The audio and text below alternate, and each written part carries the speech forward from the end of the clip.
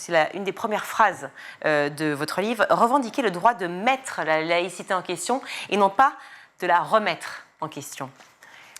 Oui, c'est-à-dire de poser à propos de la laïcité un certain nombre de questions. Le problème, c'est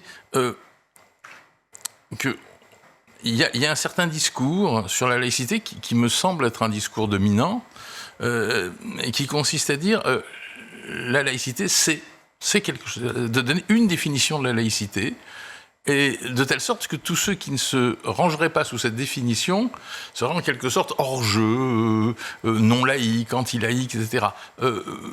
Au fond, peut-être l'intention première du livre, d'où le titre d'ailleurs, quelle laïcité voulons-nous ? C'est-à-dire qu'il y a peut-être plusieurs approches possibles de la laïcité, et il faudrait que ces approches puissent discuter, mais discuter véritablement, c'est-à-dire sans s'insulter ou sans dénier à l'autre, à l'approche adverse ou à l'approche contraire,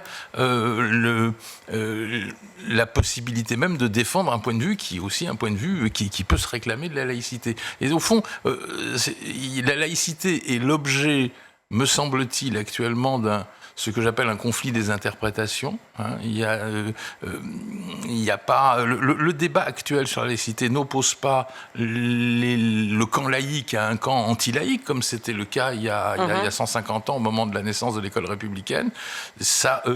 Le débat oppose partisans et partisans.